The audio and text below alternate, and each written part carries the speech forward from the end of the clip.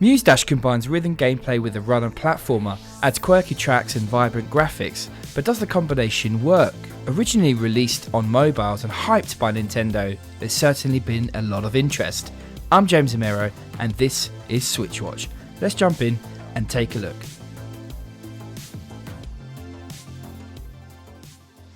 The gameplay is simple enough. Your character runs across the screen and enemies come at you in time to the beat. They either attack on the floor, in the air, or both at once.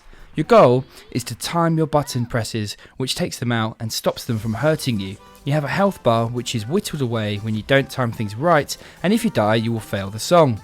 If you do well enough, you will make it to the end of the song and achieve success.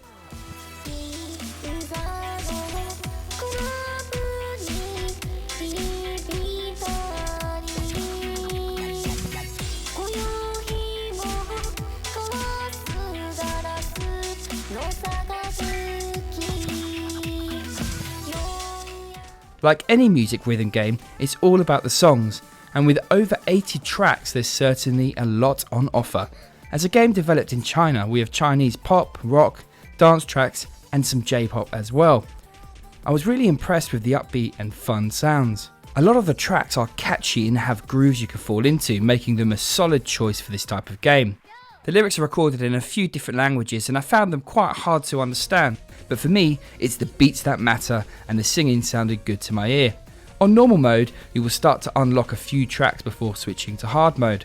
Just like in Guitar Hero, playing on a more difficult setting feels right if you can keep with the pace, as it will be in time with the beat as opposed to skipping a lot of them. The controls are tight, you can calibrate them to make sure you get it just right, and then can play with a controller or by using the touchscreen when on the move. I personally really liked playing with this touchscreen. Interestingly, Juan preferred playing it with a controller. Let us know which you prefer below. Each level sees you face a number of enemies, sharp raises that you need to jump over, and a boss which you can take down with a flurry of hits.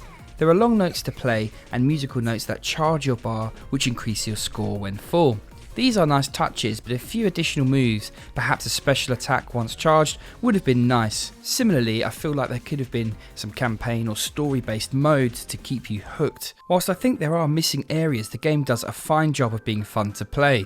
As each track is not too long, it's a good one to pick up and play for 5 minutes, whether that's chilling on your sofa or with headphones in on your daily commute.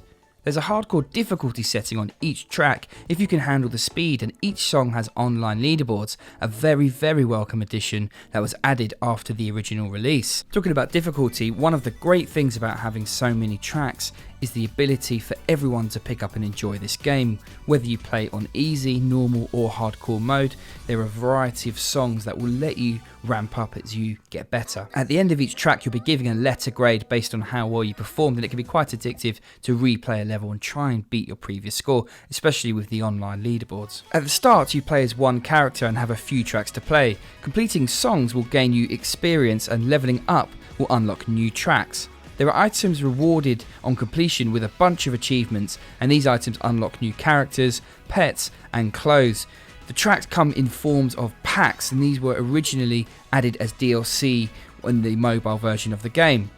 The visuals are anime style, vibrant and bright with cute characters that are very appealing, and the style lifts the whole experience. That said, repetition sets in. There are not a huge number of environments or enemy types, so you will see the same things multiple times. I do really like the backgrounds, the gorgeous colours, and each of the characters does look and feel a little bit different.